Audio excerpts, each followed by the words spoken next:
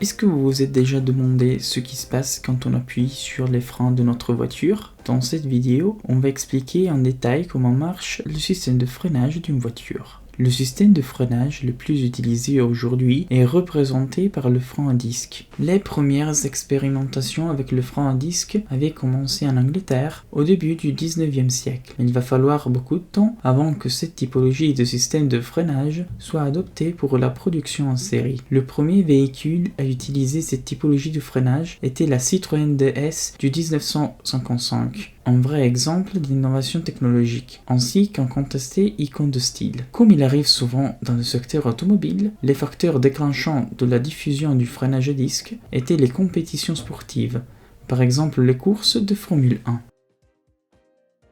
JAS, engagé depuis plus que 10 ans dans le secteur de fourniture industrielle, est devenu le partenaire de référence pour certaines entre les entreprises les plus importantes dans le secteur automobile.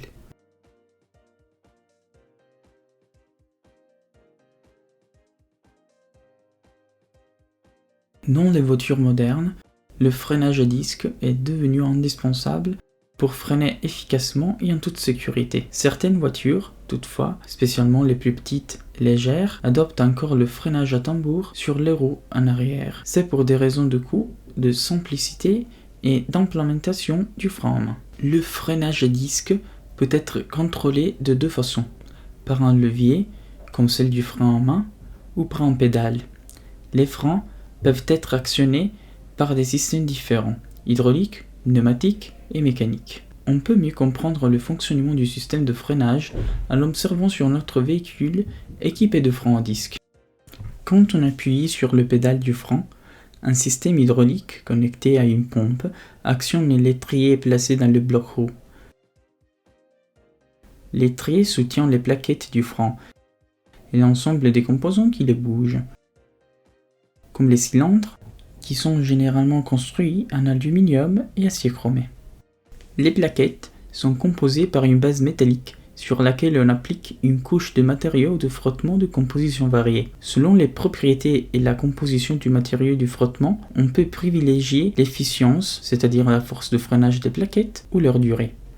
Les plaquettes sont approchées par les cylindres du disque de freinage, qui suit la rotation de la roue vu qu'il est lié à elle. Les plaquettes, en appuyant sur le disque simultanément de tous les deux côtés, causent le ralentissement pour permettre l'arrêt du véhicule. Les performances du disque de freinage peuvent varier selon le type de matériau par lequel est faite leur surface freinante. Les disques du freinage, à effet, peuvent être réalisés en fonte, acier, céramique ou céramique carbone, utilisé principalement sur les voitures à haute performance ou en carbone, idéal pour les courses professionnelles, donc en conditions de conduite extrême, où la haute vitesse des véhicules provoque une énorme augmentation de la température des disques en phase de freinage. Ces disques, en effet, ont la particularité d'avoir un haut coefficient de frottement qui augmente avec l'augmentation de la température. La forme du disque aussi affecte beaucoup la performance du freinage. Le disque peut en effet être plein, c'est-à-dire avec une double surface de contact, à marguerite, c'est-à-dire avec un profil de plaque très particulier qui peut être sculpté ou ondulé et qui est souvent utilisé dans le secteur motocycliste, où il peut être ventilé, c'est-à-dire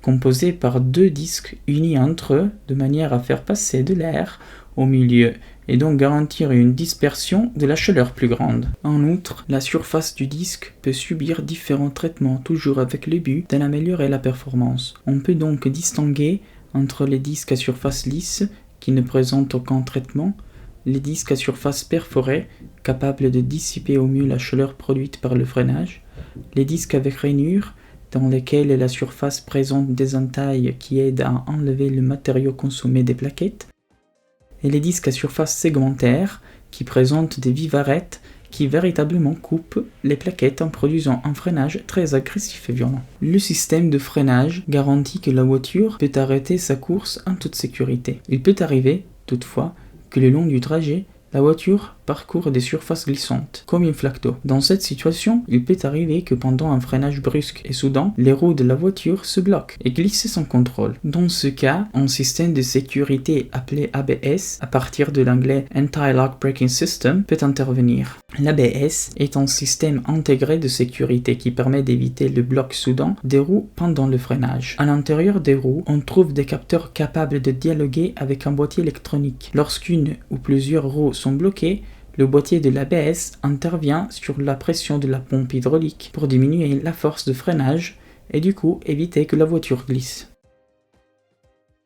Comme on a vu, le système de freinage est indispensable pour tout véhicule. Son entretien correct est aussi indispensable. Il faut donc effectuer des contrôles périodiques aux plaquettes des freins et substituer régulièrement le liquide dans le réservoir de la pompe hydraulique. Ces petites astuces peuvent aider à améliorer la sécurité du conducteur et de ses passagers. Si vous avez trouvé cette vidéo utile, faites-le nous savoir avec un like et un commentaire. En plus, vous pouvez la partager et n'oubliez pas de vous abonner à notre chaîne. On vous conseille de visiter notre site, pluscompagnie.com, pour connaître nos projets prochains.